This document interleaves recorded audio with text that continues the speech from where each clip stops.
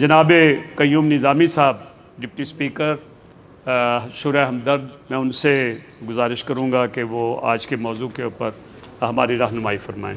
بسم اللہ الرحمن الرحیم۔ محترمہ اسپیکر صاحبہ، معزز خواتین و حضرات، مجھ سے پہلے ہمارے جو مہمان گرامی ہیں انہوں نے بہت اچھے جامع انداز میں آج کے موضوع پر گفتگو فرمائی ہے، جس میں میں سمجھتا ہوں کہ ایک مرکزی نقطہ جو انہوں نے بیان کیا، جو میرا بھی تجربہ، آپ سب کا تجربہ ہوگا، کہ وہ یہ ہے کہ پالیسی کا تسلسل نہیں رہتا۔ پالیسیاں بنتی ہیں، آپ دیکھیں پاکستان کی تاریخ اگر، تو ایک حکومت پالیسی بناتی ہے، دوسری آ کے اس کو تبدیل کر دیتی ہے، تو کنٹینیوٹی اس میں نہیں ہوتی، جس کی وجہ سے مسائل جو ہیں وہ پیدا ہوتے ہیں۔ اسی طرح جو گڈ گورننس ہے وہ جس ملک میں نہ ہو، اس ملک میں آپ پلاننگ کر لیں، جو مرضی کر لیں، وہ کام آگے چلے گا نہیں۔ اور آپ کی کوئی پالیسی ہو، چاہے وہ پولیٹیکل ہو، چاہے وہ اکنامک ہو، ٹریڈ کی ہو، کسی اور کی ہو، وہ چونکہ وہ گورننس سسٹم معیاری نہیں ہے کہ وہ اس کو آگے لے کے جا سکے، تو وہ پھر نقصان کا باعث بنتے ہیں۔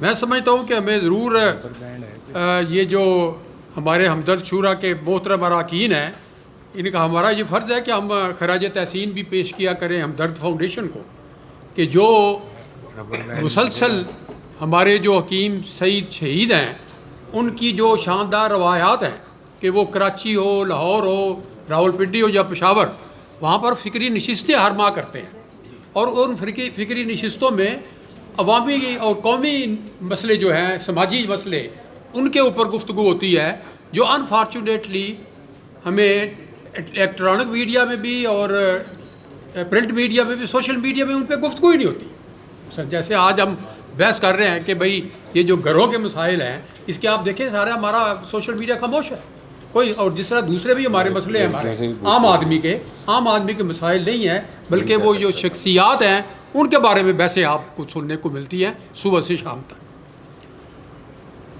بدقسمتی سے ہم ایک ایسے دور میں جی رہے ہیں کہ جس میں شہر پھیل رہے ہیں مگر معیار زندگی سکڑ رہا ہے۔ پاکستان کے بڑے شہر ماحولیاتی آلودگی، پانی اور صفائی کی کمی، بڑھتی ہوئی کچی آبادیوں، ٹریفک کے شدید دباؤ، غیر منصوبہ بند تعمیرات، غیر قانونی تجاوزات جیسے سنگین مسائل کا شکار ہیں، جو ناقص منصوبہ بندی اور بیڈ گورننس کا نتیجہ ہے۔ سرکاری اسکیمیں اکثر اشرافیہ کے مفادات کی نظر ہو جاتی ہیں۔ عام آدمی کے لیے نہ سستی رہائش ہے، نہ صاف پانی ہے، نہ معیاری تعلیم اور صحت ہے، اور نہ دوسری سہولتیں ہیں۔ ہم شہری کی حیثیت سے حکومت کو مسائل کا مکمل ذمہ دار قرار نہیں دے سکتے۔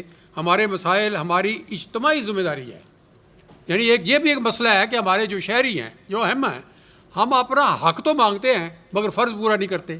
ہمیں اپنا فرض بھی پورا کرنا چاہیے۔ یہ علامہ اقبال نے بھی اپنی وہ ڈائری میں لکھا تھا کہ مسلمانوں، حق مانگتے ہو، فرض پورا نہیں کرتے۔ بھائی حق بھی مانگو، فرض بھی پورا کرو۔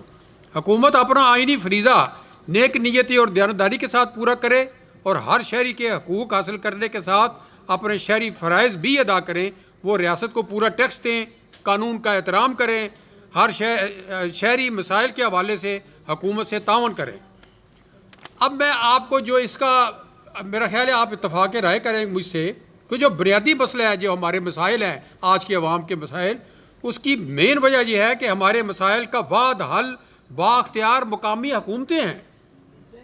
آپ سارے ملکوں میں دیکھیں، جس ملک میں بھی آپ چلے جائیں، وہاں پر لوکل گورنمنٹ ہے جو عام آدمی کے ساتھ جو مسائل ہیں ان کو حل کرتی ہے، ان کے عوام کے گھروں کی دہلیز پر۔ مگر یہ پاکستان واحد ملک ہے جو صوبائی سطح پہ مسائل حل کرنے کی کوشش کرتا ہے، وفاقی سطح پہ کرتا ہے۔ جو بھی حکومت آتی ہے وہ کمیٹی بنا دیتی ہے، جی لو یہ ٹاسک فورس بن گئی ہے، یہ کمیٹی در کمیٹی۔ بھائی اس کا کوئی حل بھی ہے؟ اس کا ایک ہی طریقہ ہے آج بھی، اگر آپ لوکل باڈیز کے جو الیکشن ہے وہ کرائیں، اور ان کو آئینی تحفظ بھی دیں، ان کو مکمل اختیارات بھی دیں، جس طرح صوبوں کو آپ نے مالی وسائل دیے ہیں، لوکل گورنمنٹ کو دیں، اور وہاں پر جو امیدوار ہیں ان کے، وہ پڑھے لکھے لوگ، ان کی اہلیت مقرر کریں۔ اب پولیس میں سیاسی مداخلت ختم کرنے، عدلیہ کو آزاد کرنے، خود مختار بنانے اور میرٹوکریسی کی ضرورت ہے۔ یکساں، شفاف، کڑے احتساب سے ہی کرپشن پر قابو پایا جا سکتا ہے۔ اب دیکھیں کرپشن جو ہے وہ سرایت کر چکی ہے ہمارے پورے سسٹم میں، یعنی کلچر بن چکی ہے, ہم نے اس کو تسلیم کر لیا ہے. کرپشن کی آج بات ہی کوئی نہیں کرتا. تو یہ جب تک آپ کڑی سزائیں نہیں دیتے کرپشن کے اوپر, اس وقت تک آپ اپنے مسائل حل نہیں کر سکتے. آئیے کہ ہم آج یہ عہد کریں کہ ہم صرف تنقید نہیں کریں گے بلکہ عوامی مسائل کو حل کرنے کے لیے اپنا مثبت کردار بھی ادا کریں گے. اور ایک واقعہ میں علامہ اقبال کا میں آپ کے سامنے رکھنا چاہتا ہوں. جب وہ مسولینی سے ملاقات کرنے کے لیے گیا, اٹلی کے جو مسولینی حکمران تھے, تو اس نے کہا جی علامہ صاحب مجھے کوئی آپ کوئی پیغام دیں, کوئی مجھے بات. وہ کہتا ہے یار میں آپ سے یہ کہتا ہوں مسولینی صاحب کہ اپنے شہر چھوٹے رکھنا, اپنے شہر چھوٹے رکھنا تاکہ گورنیبل ہوں, ان کو آپ کنٹرول کر سکیں, ان میں آپ لوگوں کو سہولتیں فراہم کر سکیں. وہ حیران ہو گیا, اس نے کہا کہ یہ آپ کو کیسے پتا, کس نے بتایا؟ وہ کہتا وہ ہمارے حضور اکرم صلی اللہ علیہ وسلم ان کی حدیث ہے, انہوں نے کہا تھا. انہوں نے جب پلاننگ کی تھی منصوبہ بندی مدینہ کی, تو انہوں نے کہا کہ بھائی اس کو چھوٹا رکھنا ہے اور اس کے درمیان پھر گرین جو ہے نا ایک لائن وہ کرنی ہے. یہاں پر بھی جب ہم جوان تھے اس وقت بھی ایک تجویزیں آئی تھیں کہ لاہور شہر کو یار چھوٹا کر دو اور اس کے ارد گرد جو ہے نا وہ ایک گرین بیلٹ جو ہے وہ چھوڑ دو تاکہ گرینری بھی ہو, ماحولیات بھی ٹھہری ہوں. بس یہی, بہت شکریہ جی, بڑی مہربانی. یہ میں بات کرنا